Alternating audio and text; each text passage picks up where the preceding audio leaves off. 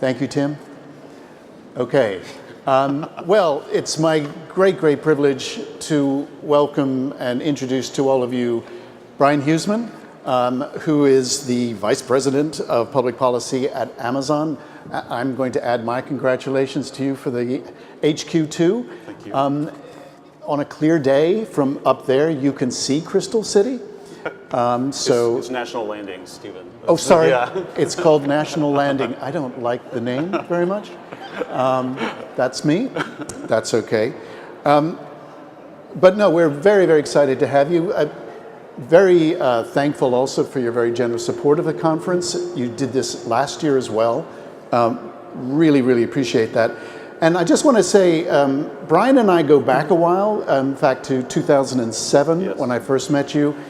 And at that time you were Chief of Staff for the then FTC Chairman, Deborah Platt-Majoris.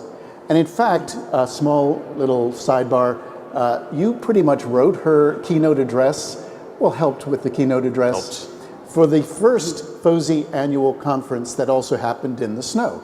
So you and I have weather events in common. We have all sorts of things in common. I'd like to start by asking you, in that intervening time, what has changed in this space and what do you think has remained the same? Yeah. Well, I thank you, Stephen, very much for having me here. 11 years has gone by kind of very quickly. It's hard, it does not seem like 2007 was FOSI's kind of first annual conference. And I think the technology obviously has changed. We were talking about things today that did not exist or that we did not imagine 11 years ago, but I think the policy debates are still relevant. I very much enjoyed and had the privilege of working for Chairman Majoris. She was a great public servant and leader of the FTC. And as I was preparing for this, reading her speech, it's very interesting the themes that she talked about, which are privacy and security. It's about COPPA compliance by social media companies, issues such as cyberbullying. And she also stressed the need to have technology neutral and flexible policy decisions. And I think those themes, I think, still resonate and are what we're talking about today here at the conference. Great. You know, you and I were both involved with the first tech roundtable at the White House with the First Lady back in March. We also attended the Rose Garden event when she launched her Be Best. At 4 o'clock yesterday afternoon, it was confirmed that she was going to come here today. So talk to us about how Amazon has been engaged with her office, with the Be Best campaign. Yeah, well, I think that was, I think for me, and I think you would agree, that was a very special event and day. And you could see, being there, how personally committed the First Lady is, to these issues.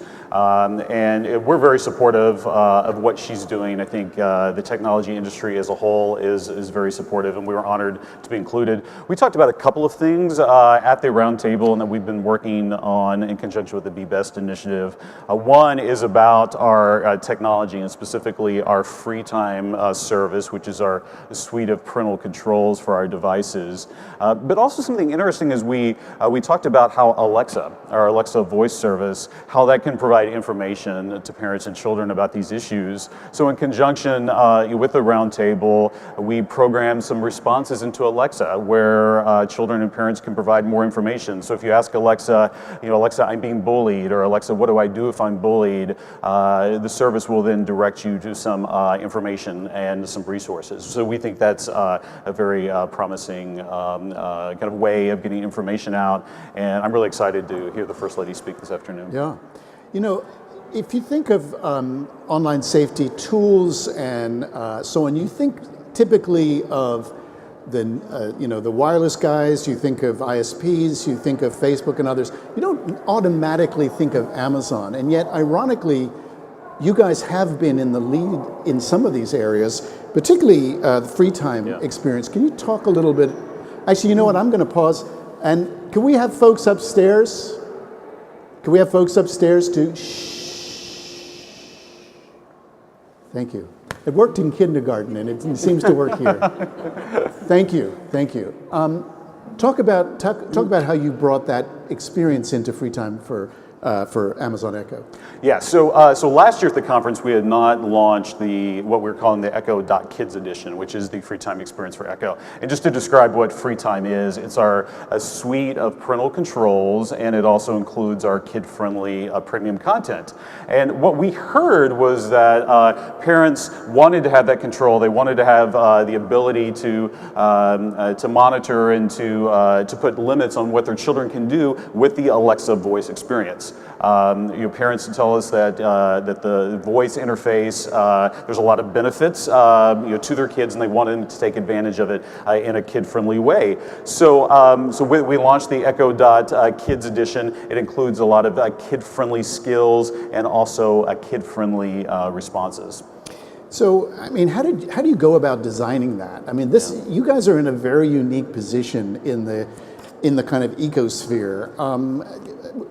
How did you approach it from a product point of view, from a privacy point of view, from legal, but also from a marketing point of view? Yeah, well, I think with everything at Amazon, we really do start with the customers and work backwards. And so we ask ourselves, what do parents want for their children and with these devices? So as we launched the Echo Kids product, we took a lot of what customers and parents loved about the free time service, and we translated that over to the voice interface and to the Alexa. I think primarily it's the parental dashboard. So just like parents can see on their tablets, they can look and they can see all of their kids' interactions with Alexa.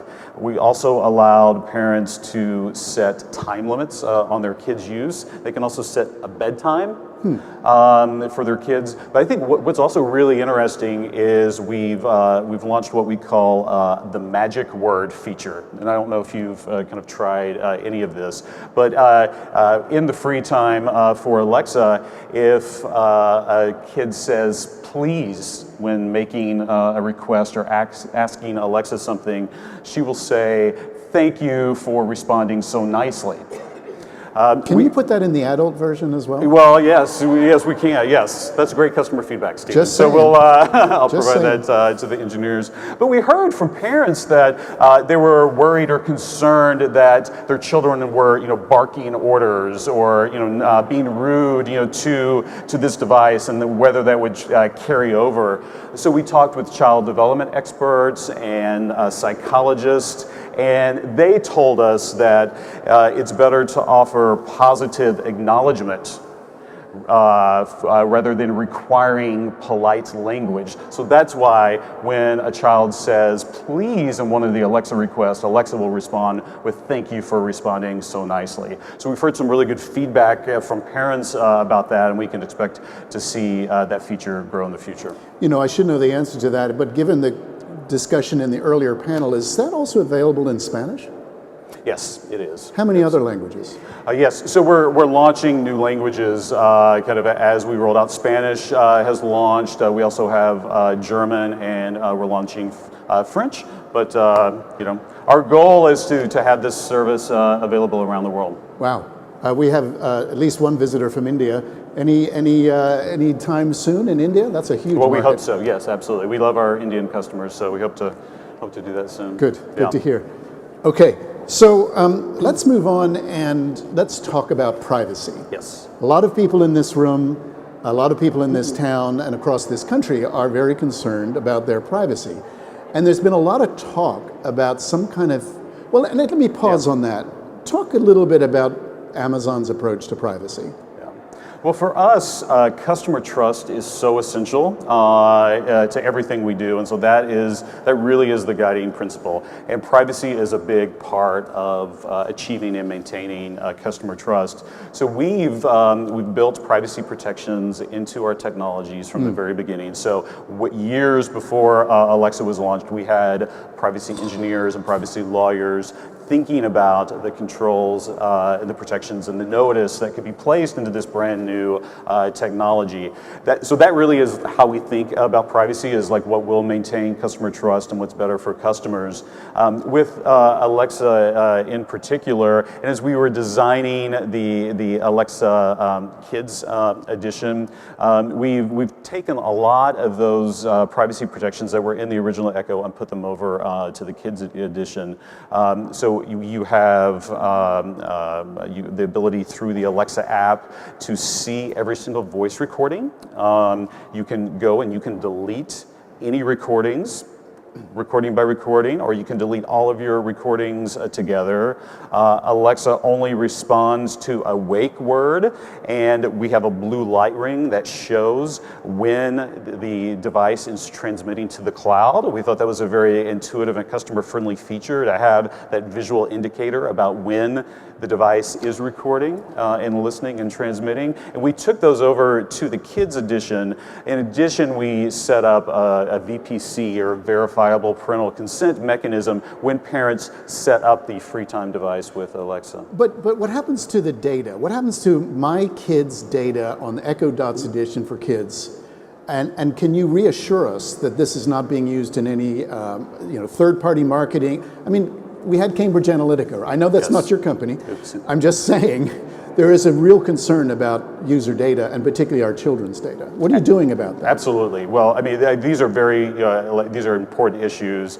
We take that very seriously. I think the free time mode with the verifiable parental consent, we think is the right way to maintain customer trust. And when you say, what are we doing with the data, is we're maintaining that customer trust, trying to be very clear to our customers about what data we're collecting, how we're using it. And so you can see, just in the Alexa app, you can see every single utterance that the device has collected, and you can choose whether to delete it or not. That, coupled with the parental dashboard, we think provide a really terrific suite of notice and control for our customers. But do you think that parents, ordinary parents or seniors, we were just hearing, do you think they understand it? Is there a way that you guys can communicate that more clearly?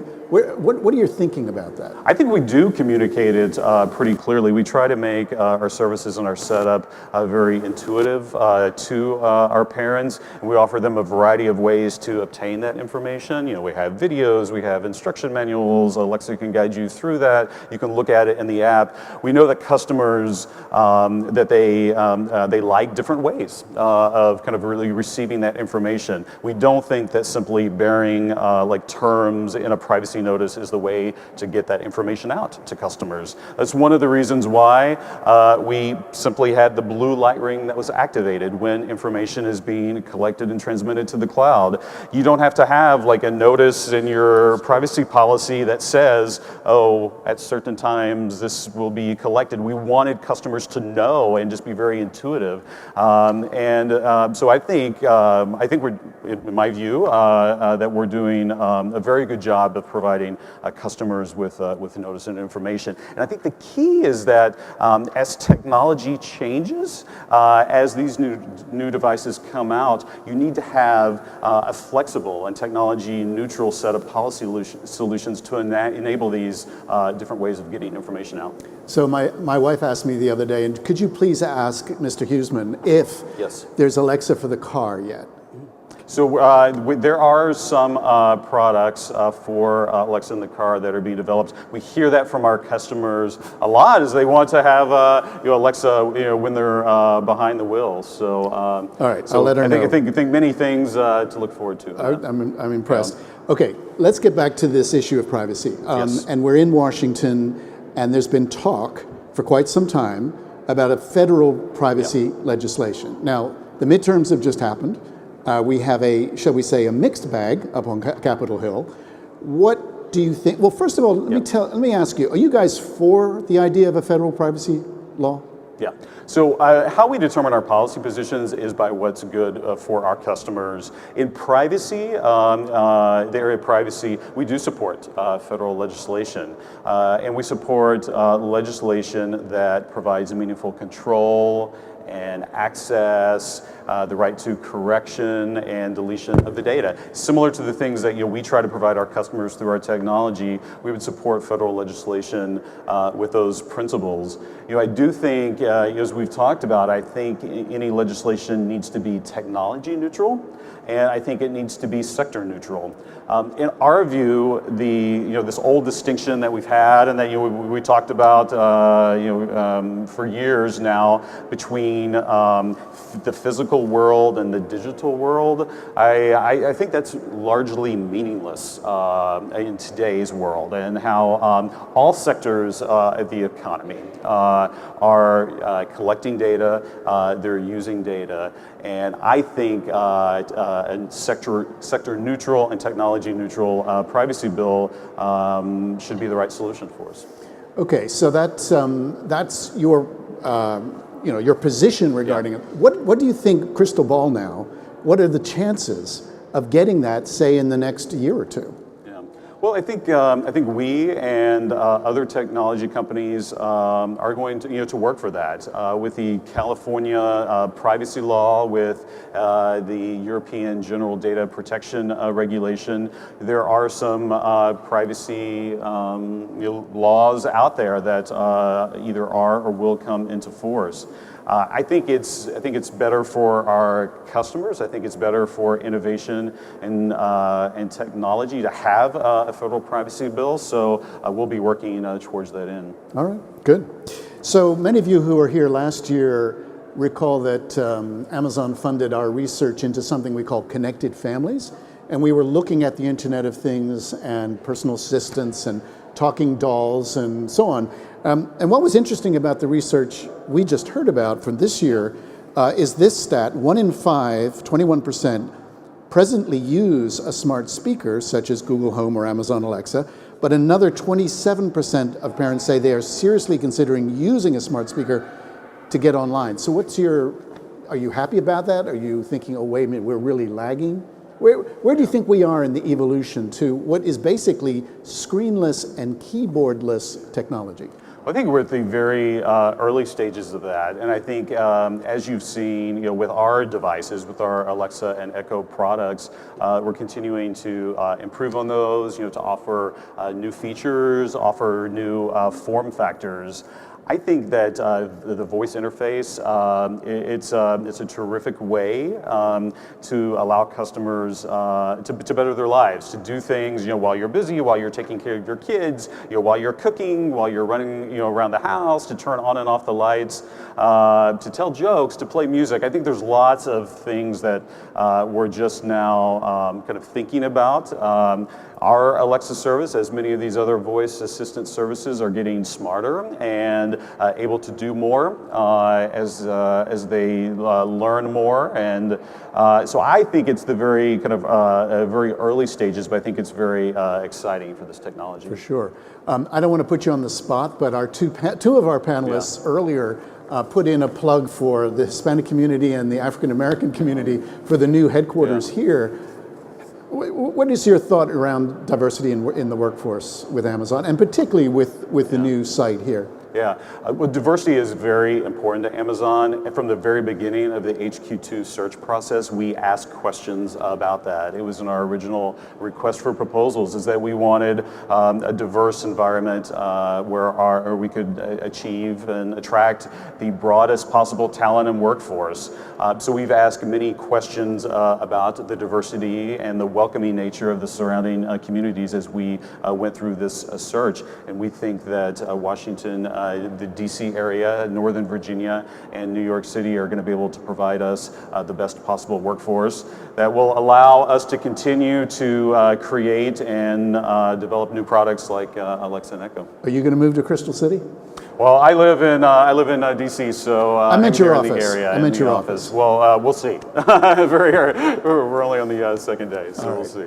I just want to thank you again so much for the support of this conference, the support of our work, the remarkable things that you guys keep pushing out. We will continue to watch you closely and to keep sure that our data and privacy and everything else is there, but really want to thank you also for the thoughtfulness that your company takes to this issue of online safety. Please thank Brian for being here. Well, thank you too. Thank you, Stephen.